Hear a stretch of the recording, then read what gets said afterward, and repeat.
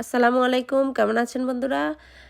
আজকে আপনাদের দেখাবো কিভাবে সহজেই বাসায় বানিয়ে ফেলতে পারবেন দোকানের মতো পারফেক্ট রসমালাই রেসিপি।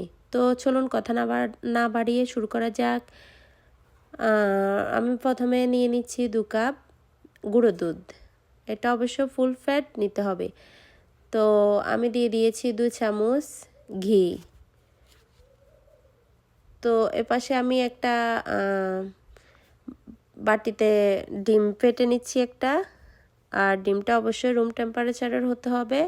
তো আমি এখানে দিয়ে দিয়েছি 1 চামচ বেকিং পাউডার। তো আমি সবগুলো শুকনো উপকরণ ভালো করে মিশিয়ে নিচ্ছি। তো এই পর্যায়ে দিয়ে দিচ্ছি ডিম।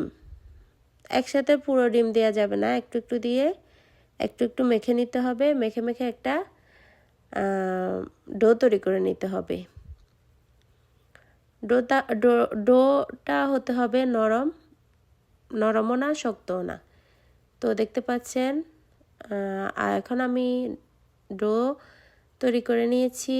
এখন আমি হাতে একটু বাটার লাগিয়ে নিয়েছি।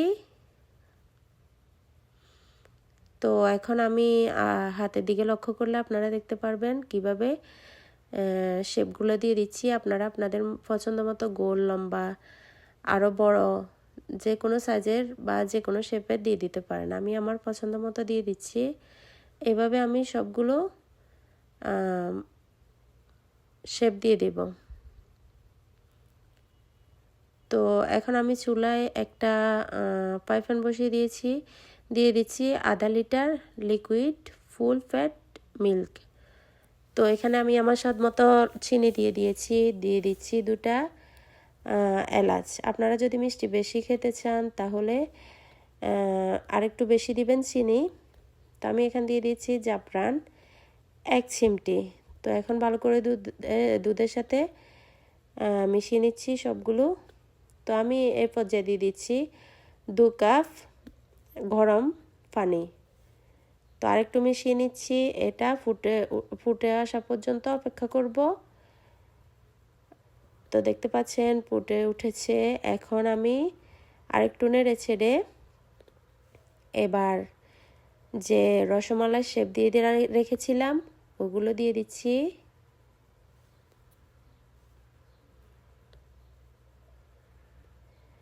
তো আরেকটু নেড়ে ছেড়ে ঢাকনা দিয়ে এটা ব্লক আসা পর্যন্ত জাল করে নেব।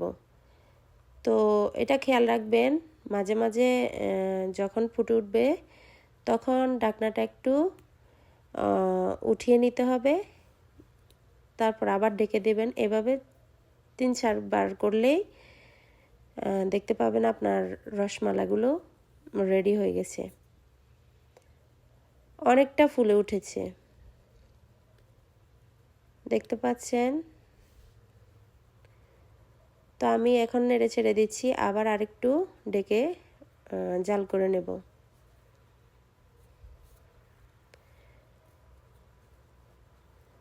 তো এখন আমি আরেকটু নেড়ে ছেড়ে দিচ্ছি। এটা অবশ্য আলতো হাতে নেড়ে ছেড়ে দেবেন, না হলে ভেঙে যাওয়ার সম্ভাবনা থাকে, যেহেতু এই সময় খুবই সফট থাকে মিষ্টিগুলো বা রসমালাইগুলো।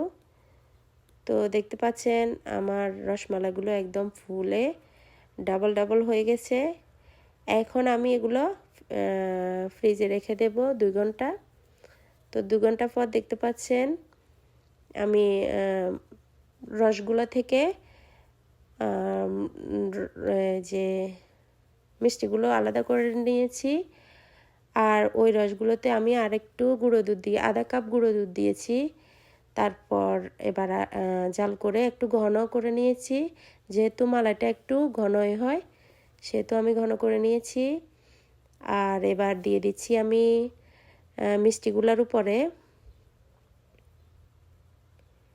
দেখতে পাচ্ছেন এটা দেখতে যতটাই না সুন্দর হয়েছে, খেতে তার চেয়ে অনেক বেশি মজার হয়েছে।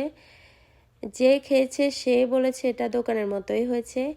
আপনারাও এভাবে বাসায় ট্রাই করে দেখবেন, ইনশাল্লাহ আপনাদেরও অনেক ভালো হবে।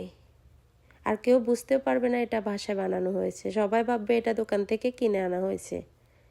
তো আমি বাদাম কুচি করে একটু উপর থেকে দিয়ে দিচ্ছি, আর দিয়ে দিচ্ছি কিছুটা জাফরান। তো কেমন হয়েছে অবশ্যই আমাকে কমেন্টে জানাবেন, আর বাসায় একবার হলেও ট্রাই করবেন।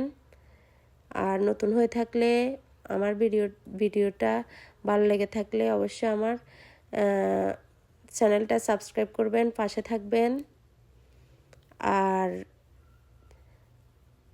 ভালো থাকবেন সবাই।